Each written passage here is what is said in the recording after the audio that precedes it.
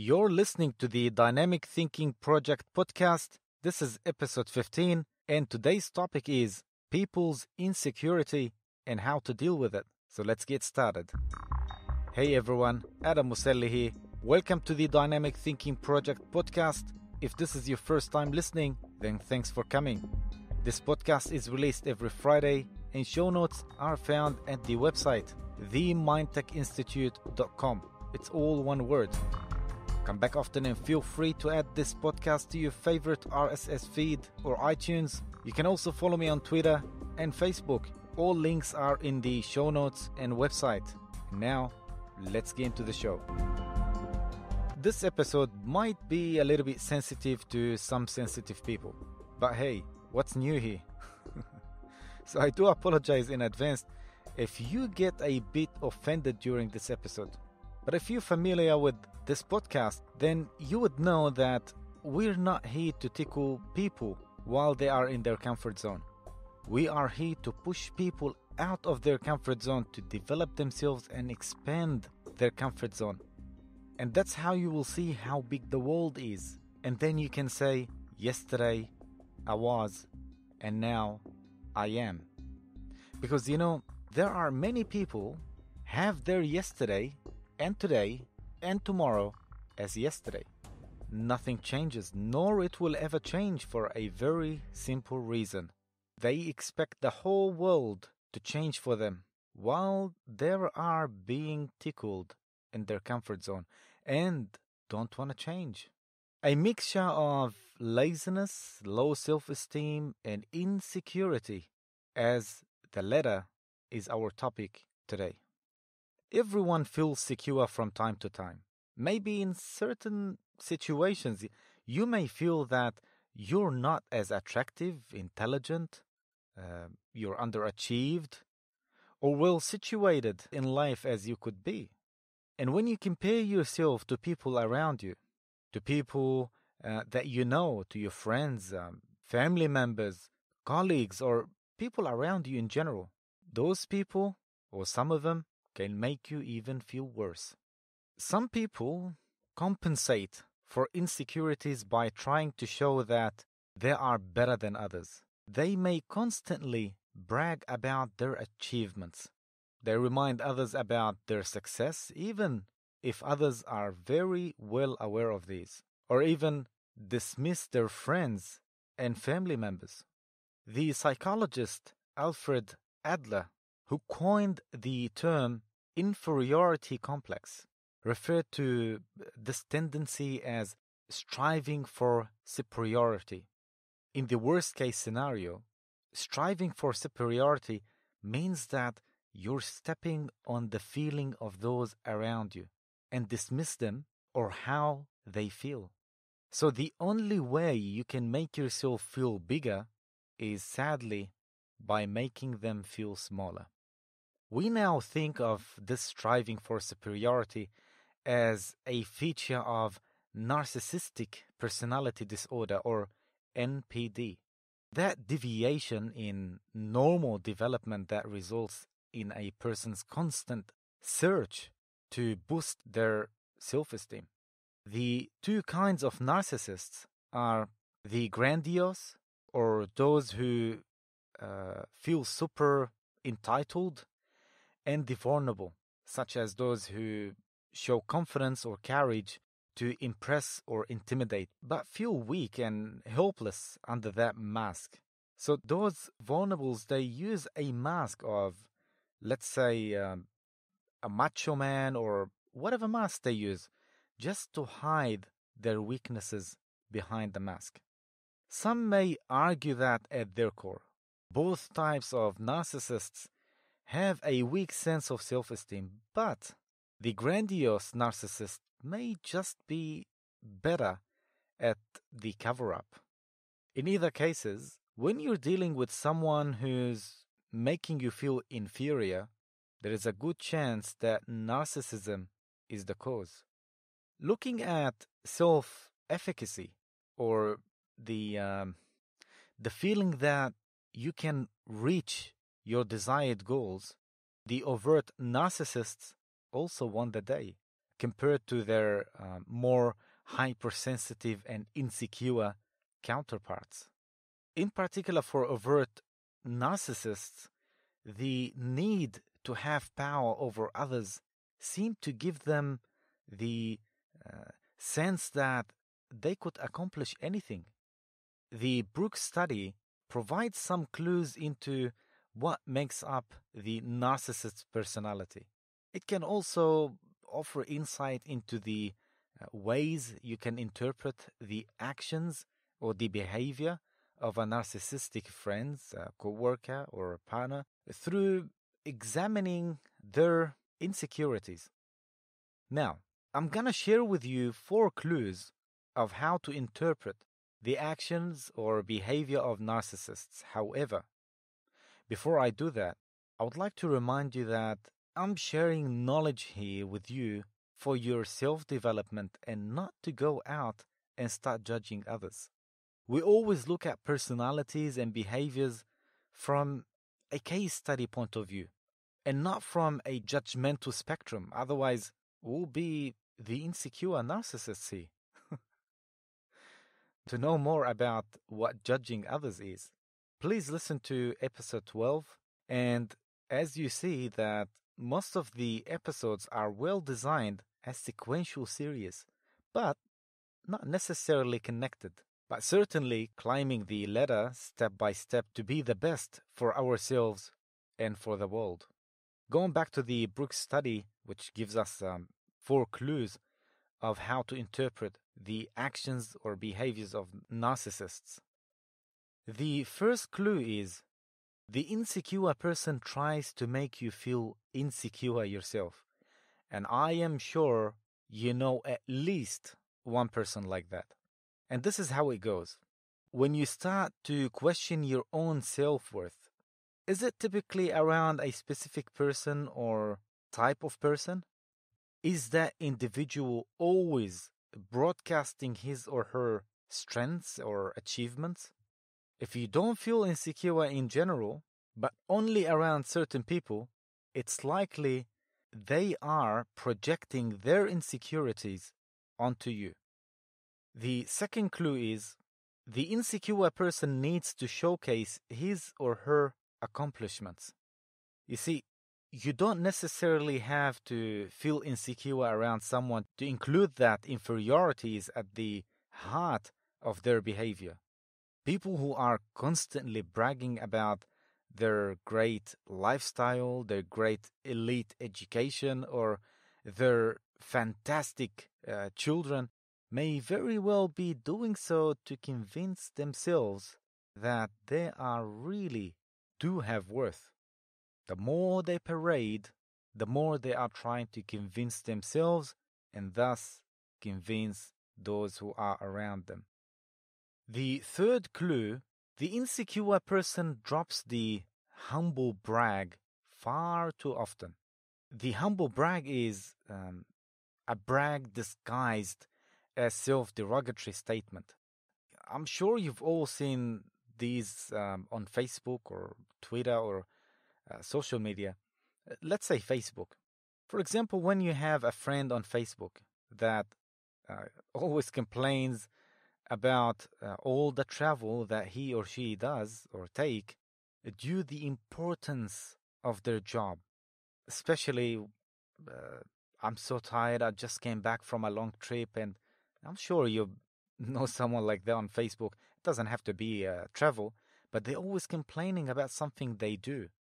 And of course, they're trying to show that they have a very important job. Or all the time, he or she has to spend time watching their kids play. And by the way, their kids always win games. And if the kids don't win, they will not post it on Facebook or share it anyway. Unless if it's a secondary gain. If you want to know more about secondary gain, please refer to episode 13, to know more about it. It's also very interesting and very important to know about. Clue number 4, and the last one. The insecure person frequently complains that things aren't good enough. For example, People high in inferiority like to show what high standards they have. You may label them as snobs, but as much as you realize that they have a mask on, or they are putting an act on, it may be hard to shake the feeling that they really are better than you. What they are trying to do is to proclaim their high standards as a way of asserting that not only are they better than everyone else, but that they hold themselves to a more rigorous or careful setup of self-assessment criteria. So they show you that they have high standards. They have, even if they don't, of course, it's all a mask. It's all an act. And of course, the whole meaning of that, to show you that, is to show you they have high standards. That's another type of narcissism. So how do people feel insecure? And how can we stop it? Obviously, every person is different because every problem has a different root cause, as how and why the problem started, followed by a trigger or a stressor in psychology. Now, some people may ask, how did insecurity lead to narcissism? Well, it's a pattern.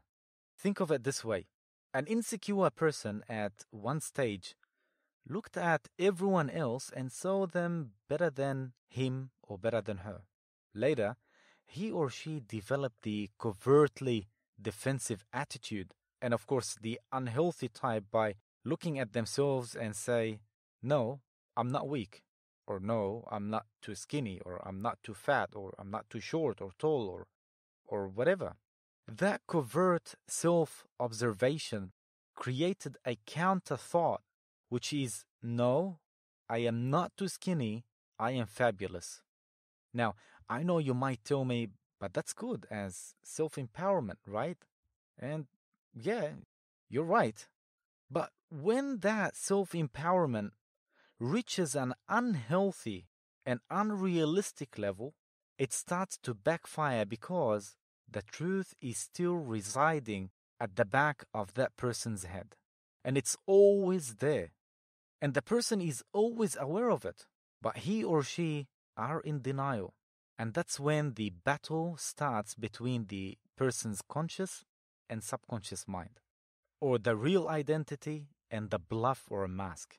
And if you have done the hypnotherapy course with us, even the hypnotherapy online training with us, you would know how important to align the work between the conscious and the subconscious mind. And by the way, that's also the reason of why motivation seminars have short time effect.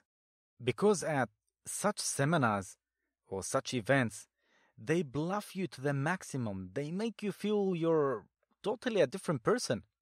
And when you go back home, or a week later or two, that bluff, which is adrenaline-based, it starts to wear off as the mask they put on you at those seminars starts to fade away. And your real face, or your real identity, it will start to come back. And you go back to your old self feeling worse than before you went to that bluffing seminar or event. And please go back to episode 4. You will find everything in details about such seminars. And by the way, there are few reasons which are almost universal of what causes people to feel insecure, and leading to wear a mask of some sort to hide their insecurities. And of course, leading to narcissism, which it becomes a habit, as I just explained. Now, these are few reasons. The first reason is low self-esteem. Of course, there are many reasons to how or what caused low self-esteem, but the common one these days is, for example, you become self-conscious about something about you. And the media doesn't play a good role in this because they are always showing you the ideal body, how you should be. And of course, in reality, it's very hard to achieve that unless if you probably go to the gym every day and watching your food. And it is hard. It's achievable, of course, but it's not easy for everyone. And they always point a stereotype of an example or a figure of a person which everyone wants to be like. And if you're not like that, or not at least similar like that, you start to feel insecure. You see, this creates a deep underlying sense of insecurity, which may make you envious, vicious, or jealous towards others. When you're in a relationship with someone and a cute girl or guy walks by, you immediately notice that person. And you say to yourself that she or he is prettier than me. And you begin to wonder if your significant other realizes it too. This is the cycle of insecurity. And the moment you come to the terms with the fact that you have low self-esteem is the exact moment you should try your best to counteract it. Here's a simple solution. We have a whole online course called Life Management Training, which is a highly recommended course to build yourself from A to Z, or A to Z, as they say in America. But for now, and briefly, as we're approaching the runtime, nope, we're still okay for now. Anyway, so when you find something negative about someone else to say, stop and understand that the only reason you are jealous is because you are uncomfortable and unhappy with yourself. Take a mirror and stare at yourself. Acknowledge all the flaws. Then schedule a plastic surgery visit. Okay, I'm just kidding here. Do nothing of that sort. But acknowledge them. Point them out. Cry about them if you can. And if that helps you. And then move on. You're not going to get anywhere if you ignore how you feel and keep them hidden or suppressed. Just let it out. Cry it out if you want. You have to accept that they are part of you. Something that makes you different and makes you you. The unique you. And this is what we call in NLP and hypnosis. We call that utilization. Whatever you have, you use it as you utilize it to help you in your life, whatever it is. And this is the real alchemy. If it's really serious self-esteem issue, then it's better to talk to someone qualified about it. And yes, I said qualified. Go to counseling. And by the way, here at the Mindtech Institute, we have a whole department. We have a counseling department. You can contact us and we're happy to help you. We can do it online. You can also sign up for some classes or workshops on how to learn about yourself, to improve yourself. If you keep worrying about all the girls and guys out there wanting someone else, then you're going to lose the one you have. And you will forget the most important thing, and that is, they chose you. They chose you. Reason number 2 is projection. The psychological phenomenon of Sigmund Freud's projection principle is simple. It's a defense mechanism whereby someone attributes their undesirable thoughts, feelings, ideas to someone else. It's the expelling of your very own absence or shameful characteristics by attributing them to another person. When you complain about someone's negative characteristics or find something unpleasant to say about someone else, you are usually the one who creates these characteristics. This is why you're able to recognize it so easily and find faults with it so quickly. And this also occurs if you've done something you consider to be wrong, like secretly flirting with another guy or another girl, or even cheating on your significant other. And then you project all of this onto your partner, and then you start accusing, suspect, assume that they are cheating or flirting with other people as well. This engraves a deep sense of insecurity within yourself. A simple solution for that, and of course, when I say a simple solution, because once again, every problem has a different root cause, and not the same solution may work with everything. It's like a same medicine. Everyone reacts to the same medicine differently. But these are simple, universal solutions. Now, here's a simple solution. Admit your mistakes, or better say, know thyself. Don't grow into an old and miserable person surrounded by cats, making fun of everyone who passes by the window. Be mature about the situation. If you're cheating or flirting, then own up to it. If you're not happy in the relationship, then leave. Projecting your own mistakes on someone else just makes you insecure and more likely to fall into the cycle of self-loathing or self-hate. Before condemning others for their flaws or mistakes, you should take it upon yourself to seek guidance for the things that make you unhappy. If you think someone is lying to you all the time, then the chances are you are the pathological, untruthful tongue. Whatever you cannot accept about yourself, you blame or project it toward others. Correct your mistakes, and you will see the world differently. And this is exactly what we teach in NLP, in our online NLP training.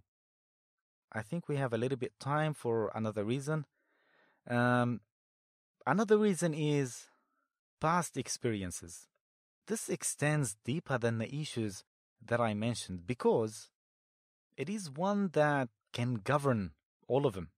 You see, past issues with rejection, betrayal, abandonment, and an abnormal childhood can influence our everyday lives. And always keep in mind that we are the product of our environment. You see, we tend to be insecure about people leaving or about someone abusing our trust because we were subject to these experiences at a young age. A history of abuse, whether physically, psychologically, verbally, emotionally, or sexually, can explain a path of insecurity that may appear to be unchangeable. And a simple solution for that is always keep in mind that the first step in overcoming this is acceptance. Denial of the past will not change anything. You have to face your past and your fears. Otherwise, history will repeat itself. And make an effort to see beyond it. The second step is forgiveness. We have to forgive the people who wronged us. And forgive, as we teach in hypnotherapy, especially when we do regression, because sometimes you have all these bags from the past with people who wronged you all the time, and then you keep them or you drag them to your present. So what we need to do, we need to cut them loose by forgiving them. Now, after you forgive them, we have to forgive ourselves along the way too. And of course, I'm not saying by forgiving them or forgiving those who wronged you as you agree with them and you agree with what they did to you. No, what they did to you is wrong. What they did to you is unacceptable. So I'm not saying to become their friends and agree with what they did. But what I'm saying is holding a grudge towards someone is like drinking poison and waiting for that person to die. I know it's not the best analogy, but I'm sure you got the point. You see, every time you find that fear creeping up on you, then try your best to shut it out. You are not making a better life for yourself and a new future by being bitter and insecure about yourself and your relationships. Talk to your significant other about your problems and seek professional help. It's totally okay. It's totally normal to talk to a psychologist or a counselor. You're taking the first step to ripping off those chains from your past. The past is past, and you cannot move on if you keep rereading the same chapter. Thanks for listening. If you have any question, you can email me. The email is on our website. Just go to the mindtechinstitute.com and you'll find the emails in the bottom. Just send me an email if you have any question, or if you request any episode, if you have an idea that, because some people, they email me for those episodes, and some of them are designed because I am getting somewhere soon. Soon, something will change in those episodes. We're gonna talk about deeper things, but as you know so far that we're moving step by step. So go to our website, themindtechinstitute.com, and don't forget to like, share, and subscribe, especially if you listen to this podcast on YouTube. The Dynamic Thinking Project podcast is released every Friday. Until next time, take care and enjoy your weekend. This is Adam Muselli, signing out.